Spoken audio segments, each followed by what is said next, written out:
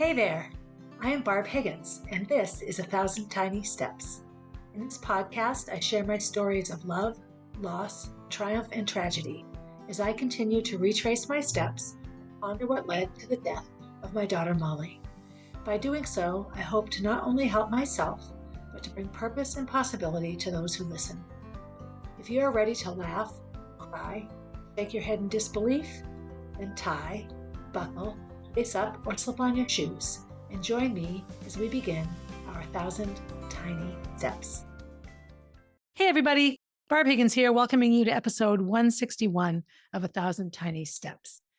So we finished the 12 steps, we've made it through, but wouldn't you know, this wonderful book, Breathing Underwater, has a chapter 13, lucky 13. And my whole process through going through these steps, two things happen for me simultaneously. One, I have incredible respect for recovering addicts that actually invest their efforts into these 12 steps. I've learned so much in my very, very abridged 12-week journey through the book and the steps. Number two is I found out that so much of my behaviors that caused me to remain an addictive personality, seeking relief, not following through, all of the things that can cause addiction come from so much of my life as a child and my desire to control and maintain control, which is what happens to people that feel that they have no control in their life. And the way that I try to relax my control is to redefine and recontrol everything else. Make a schedule, do a challenge, buy a book and read it and do what it says, get everyone else to do it. Like I'm in this constant state of organization and mandating, and this is how we have to live. And it's exhausting sometimes. I don't know that I'm any better right now. I think I'm still a hot mess, but I do know that I feel so, enlightened maybe, that I've learned a lot. So chapter 13, chapter 13 was actually really good. It was called Only a Suffering God Can Save. So what I know about life is people have this idea that we're supposed to be happy, that life is supposed to be easy, that we're not supposed to have struggles. And that's a hot load of crap, quite frankly. I always go back to my coaching days and to my athletic competition days where I was told and then taught that you learn nothing from a good race except how fun it is to win. And who doesn't like to have fun? But having fun just makes people wanting more fun, which makes you selfish, which makes you self-centered. How can I have more fun? How can the whole world look at me and make my life fun? Now, does this mean we have to go around having crappy lives and horrible things happen to us? No. But like everything, there needs to be a balance. If there were only bumblebees and no other insects, the world would not work anymore. There needs to be flies and butterflies and wasps and dragonflies and beetles and all the different insects that balance each other out and do things to the planet. And then we need bats to eat the bugs. And then we need, people with lacrosse sticks to kill the bats. You get what I'm saying here, that a life that's just constantly chronically happy will very quickly become unfulfilling. And it's hard to sort of imagine that, but I believe that that's sort of what I've gotten from this 12, now 13-step process. So, okay, we have to suffer. So now we get to the spirituality piece, where a lot of people who are atheists and don't believe in God don't have so much trouble with the God piece so much as this mighty being telling us what to do. And no one likes to be told what to do. Or this random being that somehow knows everything. So, all right, if God's who you says he is or she is or it is, then why do bad things happen? And so chapter 13 here talked a lot about the fact that if God just intervened whenever he, she, or it felt like it and fixed what was wrong, it would never be upon us to fix it, right? It's like a mother or a father constantly correcting problems for their children. So yes, their children may never fall down, but they never learn what to do when they do fall down. I know that after Molly died, I just took care of everything Gracie needed. I just wanted her to stay alive. So I put no limits on her phone. If she wanted something, I bought it for her, and I don't know that I would change any of that.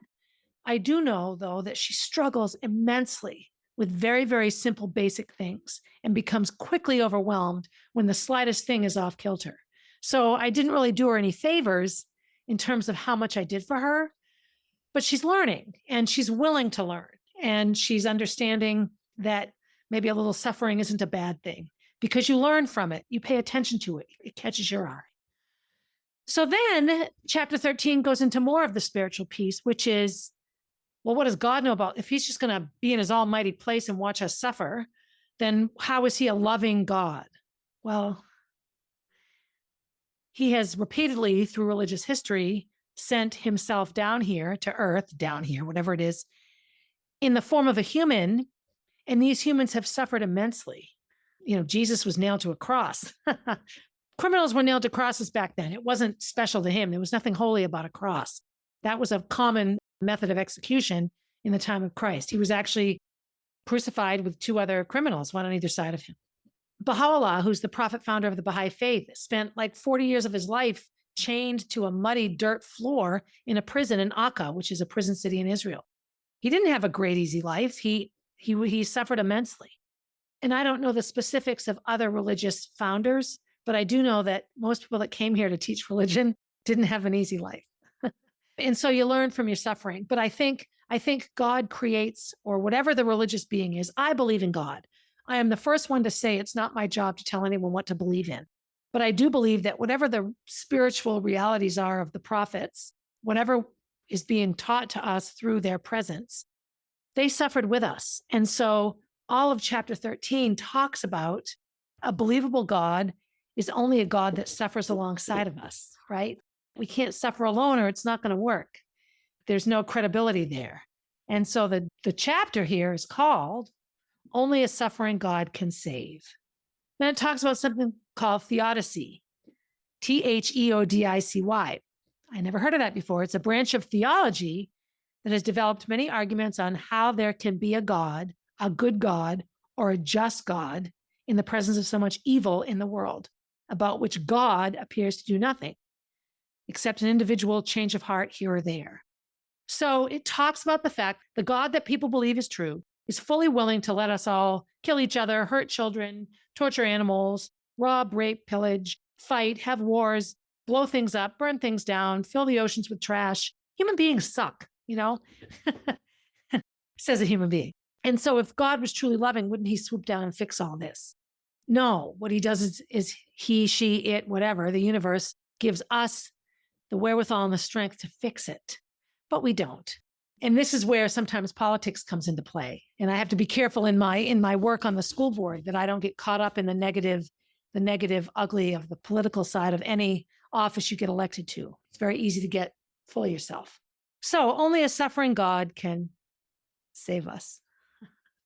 So how do I think about that? Well, I've never once blamed God for anything bad in my life. I don't understand it. And so I don't understand enough about why things happen to blame anybody for them. I'm also very good at blaming myself. So I've struggled with this aspect of my belief in God always. I always feel that I don't get what I pray for.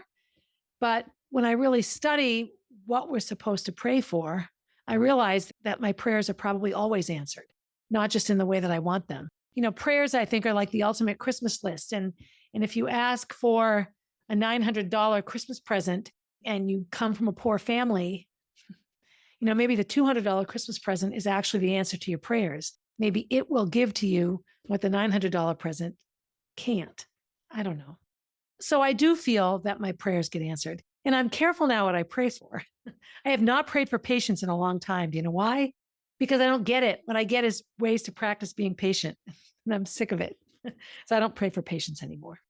So there are some interesting things in here. The evidence is overwhelming that God fully allows and does not stop genocides, the abuse of children, brutal wars, unspeakable human and animal suffering, the imprisonment of the innocent, sexual enslavement, the death of a whole species and civilizations, and the tragic lives of addicts and their codependents. Further, God seems to fully cause, or at least allow, the natural disasters of drought, flood, hurricane, tornado, tsunami, plague, infestation, physical handicap, mental illness, and painful disease of every kind, many of which we call acts of God, and all of which have made much of human life solitary, poor, nasty, brutish, and short. What are we supposed to do with this? Well, I think sometimes we're looking for the wrong things. When we pray to God, we want God to do what we want. And I think in a couple of chapters back, we're not supposed to be praying for what we want. Every prayer you read, when you really look at what's written in the Bible and what's written in other religious books, and so many of the prayers, we're supposed to pray for God's love. and to understand and to know God, and for him to show us what he wants from us, to show us our purpose. That's not me saying, let me win this race. No, that would be me standing on a starting line saying, let me do what I need to do to make what's supposed to happen, happen. If I win the race, let me handle that well. If I lose the race, let me handle that well. So I think sometimes we lose sight of what we're supposed to be praying for. The 12 steps, when you look at the first 6 steps, I talked about this, were very, very inward, all this inside work. The second 12, while still obviously inward, are much more noticeable and outward. So we have to ask God to remove our shortcomings. I talked a lot about why do we need to ask him that? That's what the chapter is called. Why? Because we have to acknowledge what they are so that we can ask them to be removed. Then we're told, but you don't get to pick and choose the shortcomings you ask God to remove. You simply say, remove the ones you think should be removed. Then we have to get into payback, make a list of everyone we hurt. And then we have to go out and make amends to them and apologize to them. And then when we're done with that exhausting task, we have to then continue to constantly look at ourselves, an ongoing mental inventory, personal inventory rather. And then when we see things that we're screwing up on, we have to fix them immediately, own them and fix them. This becomes habit forming now. It's not just something we do every once in a while or while we're studying a step. It's every single day, right? Then we have to continue to pray for God's will, that we take everything we learn and do with it what we're supposed to do. Okay. And finally, we have to share this. Everything we've learned, we have to actively share with other people that need it. So AA speaking, alcoholics speaking, Alcoholics Anonymous, that's why they keep going to meetings for years and years. You don't get sober and fix yourself and then disappear. No, you stay there to be the person for the recovering addict that they were for you. It's unbelievably service oriented. And then only in a suffering God can save. An unexpected postscript. The breathing lessons were great here. And I actually got a lot out of this unexpected step 13. It talks a lot about being alone here, that sometimes loneliness can only really be experienced because we're not alone. It asks us here, how is God loving and sustaining what God created? So here's this beautiful earth. How is he, she, it, the universe, science, participating and sustaining what was created? How do we find out? Because tsunamis don't save things, do they? Firefighters don't save things, do they? Wildfires. The next thing that Richard Rohr acknowledges and noticed in his study of this is the following. If God is somehow in the suffering, participating as a suffering object too, in full solidarity with the world that he created or she created or it created, then I, the human, can make some possible initial sense of God in this creation. So God isn't up there watching us suffer. God's right here with us, suffering alongside of us, feeling it all. So one thing I like about the teachings of the Baha'i faith are it doesn't talk about heaven as someplace else. Earth and everything physical exists within it. It's right here. So I've used this example before. Here's my microphone, right? I know it's here. I'm looking at it. I have a name for it. I talk into it. It doesn't know it's here. It does not have the capacity to know it even exists. And that's us in the spiritual realm. I'm sitting here, and there's probably 9 gazillion little souls flying all around me, pointing at me, acknowledging me, naming me, identifying me, because they can see me. I don't have the power and the ability to see them. And this speaks to that a little bit. If all of this is in the spiritual realm, we're all experiencing this together. So it goes on like this. Only if we are not alone in this universe can we tolerate our seeming aloneness. Only if there is a bigger and better outcome can we calm down, begin to listen and look. Only if human suffering is divine suffering, first of all and last of all, can we begin to connect any dots. So this goes back to connectedness. Forget it if you're not religious or don't believe in God. Divine suffering is that invisible thread that connects everything. And so I always think the energy that connects us all is love. And if you were step back from the world and you saw all the people, that all of us have little spider web, little threads of yarn that connect us to people all over the place. And what happens is all that love that connects people to people envelops the entire planet. And so we're surrounded by love. That's how I see it. That's what this is talking about. So yes, I might sometimes feel lonely. Like if I wanted to go out for dinner tonight, who would I call and ask to go to dinner with me? Having said that, I know that if I were to go online and in a grief group of mine and say I'm struggling, 50 moms would talk to me in 5 minutes. I am not alone. So this chapter teaches us to redefine what it means to be alone. Yes, maybe I'm physically alone. No one is here in this room with me. Except when I think of spirituality, when I think of divine connectedness in the universe, 1,000 people are here in this room with me. I just can't see them. When we stop separating God, putting God up above us like some almighty deity and leader, and put that energy in us, within us, around us, flowing through us, then when we suffer, that energy feels it and suffers with us. So God isn't watching us and feeling great. He's not, some wealthy politician who sits back and watches the havoc they create, right? That's not God. At least that's not how I see it. At least that's what I hope. So Richard goes next into the whole crucifixion of Christ, a crucified God. My belief is that God spoke through Christ, that the physical body of Christ was just that, a physical body. But the soul that lived in there was God. And this is how Christ was able to teach and why 2024 years later, people still believe in him, right? And he was crucified. He was nailed to a freaking cross and left there until he suffocated and died and bled to death. Not an easy way to go. So he didn't exactly sail through life and have some pretty death and fluffy funeral and then, tell us all to be like him.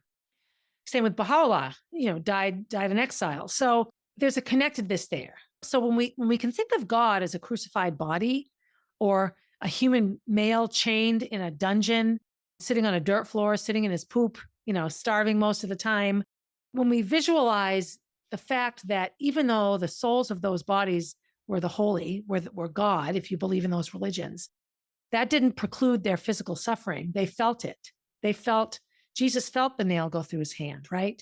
Baha'u'llah felt the cold of the cell. He felt the handcuffs around his wrists. He felt all of it. He didn't not feel it. He didn't sit in there floating around in some, altered reality.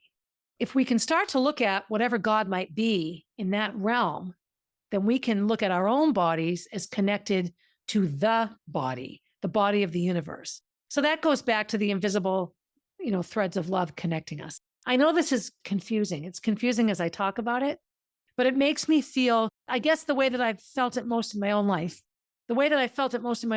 is how connected I feel when I'm having a hard time around Molly's death. How a 2-word post at 2 a.m. on a Facebook page can give me 100 responses, within a matter of hours. So I know I'm never really alone. And so if my suffering in my body is part of a bigger suffering, if my celebrating in my body is part of a bigger celebrating, then I'm never alone. And if included in all of this, my body and the universal body is whatever the entity or energy is that's God, then God isn't letting anything happen. It's happening because it's happening. Creating it creates the possibility that the beautiful ocean can become a tsunami, that the gentle breeze can become a tornado, that the soft spring rain can become a flood.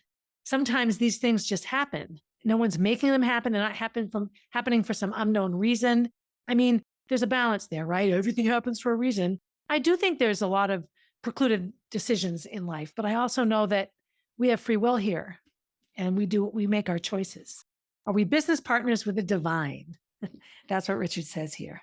Then he writes, when I see animals and plants and even the stars die so willingly and offer their bodies for another generation or another species or the illumination of the universe, I begin to see one pattern everywhere. It is the truest level of love, as each and everything offers itself for another. It is the truest level of love, as each and everything offers itself for another. This brings me back to the biblical story about the big pot of stew and the people sitting around it with these long spoons. And in one room, they're all trying to feed themselves and they can't make the spoon reach their mouth. And they're starving to death and they're all caught up in their own suffering. And in the other room, where they're all full and happy and jovial, they're feeding one another across the way. They're scooping up the food and feeding one another. And they know that if they don't feed the person across from them, they will stop being fed. And so, yes, they're helping another first, which in turn helps them. That's what this reminds me of. Would any of us learn to love at all if it were not demanded of us, taken from us, and called forth by human tears and earthly tragedy? So do I think Molly needed to die for me to learn how to love? No. But I do think I have a much greater capacity for love, having gone through something as horrific as my 13-year-old daughter's death. I do. Is suffering necessary to teach us how to love and care for one another? And Richard writes, I really believe by observation that it is. And I think I do too. And I'll go back again to running a race. I remember every step of when I broke 5 minutes in the mile, but it was very hard to recreate that race. What made me recreate aspects of that race is not running well in another race after that. I remember also with precise accuracy, a lot of bad races when I tanked at Dairyfield, when I just fell apart so badly in some of my other races. I remember them. I remember qualifying for nationals and getting All-American. I also remember not making it to nationals ever again. So, I made it to nationals and then I didn't make it again. But yeah, I think suffering is a necessary part of it. I used to teach health at Concord High School, and there are two kinds of stress, distress and eustress. And distress is negative stress, and eustress is positive stress. If you were to just lie on a bed and never do any sort of physical exertion, your body would waste away. And that's because what builds muscle, what builds bone density, what increases circulation, what lowers your heart rate, what makes a healthier blood pressure is stress, movement, regular movement, making your body work to keep it alive, right? The work helps. So when I go to the gym, I'm stressing the crap out of my body, but I build muscle. Look at my beautiful shoulders here, yeah? And my nice muscles. Because I work out, I stress my muscles. I wouldn't be able to lift the weights I lift or do the things I do physically if I didn't stress my body physically. So I have to be careful not to stress it negatively. I have to make sure I'm healthy and that I do all that I need to do to stress it in a positive way. But this is what I'm talking about here. You do need the negative. You do need stress. You do need trauma and tragedy. You need to struggle. It's the struggles that help us to learn things. I guess we have to suffer. People who have suffered in some way can save one another. And the 12-step program sort of does this. You take your suffering, you turn around and help the suffering. I don't know why it's true, he says. Another thing I taught when I taught at Concord High School was Maslow's hierarchy of needs. And it's a triangular hierarchy. And at the bottom is basic human needs: air, shelter, food, the basic things that your body needs to stay alive. And the example I would use is if I tied a bunch of bricks around you and chucked you in the river, you would no longer worry about the pimple on your face, or that your boobs were too small, or that you were still a virgin, or that you were poor, or that you were ugly, or that whatever, popular, unpopular. None of those things would matter. The only thing that would matter would be breathing, because without breath, none of the other those things exist. So it says here, only those who have tried to breathe underwater know how important breathing really is, and will never take it for granted again. They are the ones who do not take shipwreck or drowning lightly, the ones who can name healing correctly, the ones who know what they have been saved from, and the only ones who develop the patience and humility to ask the right questions of God and of themselves. Okay, that's tall timbers right there. Breathing underwater doesn't really just mean someone shoving your head in a toilet until you suck water into your lungs, right? Breathing underwater can be an analogy for anything that causes you to feel like you're suffocating. The weeks and months after Molly's death, with losing Roy and losing Molly and having to redefine my very existence at every level, that was breathing underwater. That was trying so hard to figure out what it meant to stay alive. I couldn't even function or wrap my head around any of it. I'm not that way now. I'm better. I'll never be who I was before May 1st, ever. I won't. But I'm not who I was May 8th either. I'm better. And I use this podcast. I use a lot of things that I do to help other people who feel like someone's holding their head in a toilet bowl full of nasty water. Then he goes on to talk about passing over. Now, this doesn't mean dying. What this means is getting through something. So, I was sexually assaulted and abused as a child, and I passed over that. I have suffered my entire life around with that, and my brain chemistry was altered by it. But I'm not who I was even a year ago when it comes to the sexual abuse, right? I've passed through that. I can help others. I lost Molly. I lost my job, Amy and Roy, and that whole horrifying fiasco. I'm working through that. I've passed over. I've passed through it. So now I can turn around and help other people that Chris Rath set up and forced to resign, other people that have been hurt in the ways I've been hurt. It's a passing over or a passing through. Those who have passed over are now inside a much bigger picture. Yes, if you've just lived a fluffy life and never had to go through any really large, horrible thing, then you're just in your little box. You're not available to help others because you haven't gotten through that yourself yet. Not that you have a meaningless life. I don't really think there's anyone that's gone through nothing. I don't think life is ever that easy for people. So those who have passed over are now inside a much bigger picture. So he's talking specifically about alcoholics now who have found sobriety and figured out a way to maintain it one day at a time for lots of days in a row. They know they are still and forever will be alcoholics, but something better has been revealed and given to them in the very process of passing over, which they can only know from the other side. You have to get on the other side of the bad thing to see it. It's like climbing a mountain. You can only imagine what the other side might be like, and getting up the mountain is arduous and hard work. But when you're on the other side and you're able to walk down into what's there, you've passed over. If you went back, you could share it with the people on the first side. The first healing in sobriety is the stopping of the drinking. And the second healing is to go through all of the things that got you to drink in the first place, the second healing. And that's a much bigger healing for alcoholics or addicts or anorexics or whatever your issue is. Those who have passed over eventually find a much bigger world of endurance, meaning, hope, self-esteem, deeper and true desire, and most importantly, a bottomless pool of love, both within and without. The Eastern Fathers of the Church called this transformation theosis, or the process of the divinization of the human person, becoming divine, a vital spiritual experience, an emotional sobriety, an immense freedom, a natural compassion, and a sense of divine union that is deepest and most universal meaning of that much used word, salvation. So salvation isn't the almighty forgiveness. It's going through all this and learning from it and turning around and sharing what you've learned with other people. And this is the point where God and suffering meet. That's what he says. Suffering people can love and trust a suffering God. Only a suffering God can save suffering people. Those who have passed across this chasm can and will save one another. So take the God out of it. It can be universal love. It can be nature. It can be whatever it is that your higher power is. It talks a little bit about mourning. To mourn for one is to mourn for all. To mourn with is to fully participate at the very foundation of being itself. When you mourn with somebody, when you sit next to somebody while they suffer, and you just hang out while they suffer, and you suffer with them. This is a beautiful thing, and sometimes beauty hurts. What Richard Rohr has done in his chapter 13 is really looked back upon what every step in the 12-step process asks us to do, to acknowledge our suffering, to see that it was necessary, to see that we've survived the suffering, to see that it wasn't meaningless, that we can turn around and do something with it. And not only are we helping other people, in that process, we help ourselves. So this is how he ends it. The one who learns must suffer, and even in our sleep, pain that cannot forget falls drop by drop upon the heart.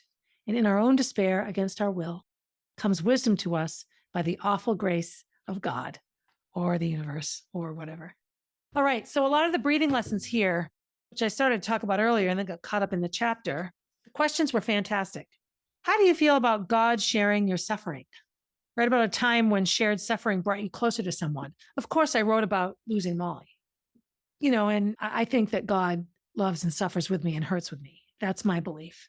I talked about my fellow child loss moms are my huge support, that our suffering unifies us, right? Support groups are helpful because we can share our suffering and not feel bad or ashamed of it. The next question, when have we received advice from someone who clearly had never been in a similar experience? Again, child loss comes to mind. The number of times I've said to somebody halfway through horrible advice, oh my gosh, I didn't realize you'd lost a child. And then they look at me and say, well, I haven't. And I can politely say, then please don't tell me how to mourn the loss of Molly. I know that Roy used to love to tell me what to do. You need to do this. You need to do this. You need to do this. And I remember one time saying, would you take advice from me on how to fly a plane? He got really mad at me. But my point was, I've never flown a plane, so I'm not going to tell you how to fly one. Don't tell me how to manage a medical malpractice lawsuit. And don't tell me how to mourn my dead kid. But people do like to say that. You need to be happy now. Okay, well, I don't need to be anything. Yeah, I wrote here about child loss, how angel moms never say the silly things and the unhelpful things that other people do. Write about this journey through your hidden depths as though it were a treasure hunt. What are some clues you found along the way? It's a treasure hunt, finding all these good things, right? Then we're home free. Child abuse, addiction, job loss, brain tumors, child loss. I have passed over many times. All I can do is continue my journey. It is hard not to always ask why. Why me? Why again? I have met incredible people, although I do not feel close to home free. And home free is when you have all the happiness, right? So then it asked me to write about a deep experience of deep pain and suffering. So I wrote, the combination of Molly's death and Roy's desertion was utterly devastating. I found support from Molly's death, but Roy's manipulation continued to be terribly damaging. I have always relied on my higher power, my North Star. I have never expected him, her, it to quote unquote save me, rather to guide me through the process of saving myself. This is true. Carolina, my entrepreneur slash therapist slash medium friend, she has close connection to the other side. And sometimes I'll say, I don't know what they're trying to say. And she'll say, they're standing up in front of you, waving their hands. So I think I sometimes pray for the right things. I just have a hard time seeing the answers to my prayers. The next thing Richard asks is for us to write about a time we felt we were being judged and condemned by someone who didn't understand. So I wrote about losing my job and then the Bo coaching experience with that horrible family. Oh, that might be my next podcast season, to just spend a few episodes talking about that. So I wrote, people who believe lies about me, like my job loss in Concord and my job loss in Bo. The Connolly family, that's Jean, the principal at Concord High School, they hate me. I wrote about a family, Laura Lynn and her family, who completely ghosted us now. They don't speak to me at all. When I see them in public, they walk away. Their children look at Gracie and I like we're danger, danger, danger. And this affects Gracie. The local newspaper for not believing me about the charter school disaster. And then I wrote right now, whenever I try to defend female athletes, I get called transphobic, and that's heart-wrenching because we leave no middle ground for anybody. And as I've said in the whole 12-step process, life exists in the gray. Nothing ever happens when it's pitch black or blindingly bright. All of it happens in between. So you're a misogynist or you're a transphobe. Well, bullshit. We all exist somewhere in the middle. These are the things that make me angry. These are the things that make me feel judged and make me feel like I'm not allowed to say what I think. This is what I wrote down. I don't like being ghosted by people. It's rude. Tell me why you're mad. And if you tell me I should know, then make believe I'm stupid, stupid, stupid and tell me again. And then finally, what humiliated and wounded addict cannot look at the image of a crucified Jesus and see themselves, or whoever it is, right? We see ourselves. So it asks us to picture Christ on the cross. As a Baha'i, I pictured Baha'u'llah and Akka. But you could picture, if you don't believe in God or spirituality, you could picture the ravages of an earthquake and all the crumbled buildings, right? There was a newspaper picture when I was about 10 at the time of the Vietnam War, and it was a naked little girl running down a street, I believe in Saigon, and she had been burned, and she was screaming and crying, and I stared at that picture. I stared at it. I cut it out of the newspaper. It haunted me, right? Those are things that are the same thing as a religious person looking at crucified Christ on the cross and relating to that pain and suffering. That's what it's like. I don't want to end all this on like, oh my God, we're all supposed to suffer, because I feel a lot better in many ways than I did 12 weeks ago.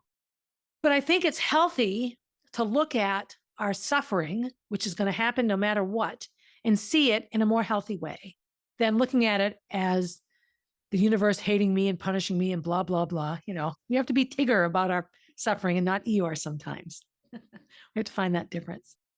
And I hope if you've gone through them with me, if you bought the book and the workbook and done it with me, that you'll share with me how it's gone for you and all that sort of thing. So anyway, be good to yourself. After you're good to yourself, be good to someone else. And as I always say, have a good day, everybody. Hey, thanks for listening and supporting the podcast. Feel free to leave a review and share my stories with your friends. Please reach out with your own stories, as I love connecting with my listeners. If you would like to get to know Molly, head over to mollybfoundation.org to see what she is all about. If you want to see what I'm up to next, you can find me on Instagram at barb_444, on Facebook as Barb Higgins, and at my website, 1000tinysteps.com. And while you're there, sign up for my newsletter, a weekly way to find out what's up in the life of Barb Higgins.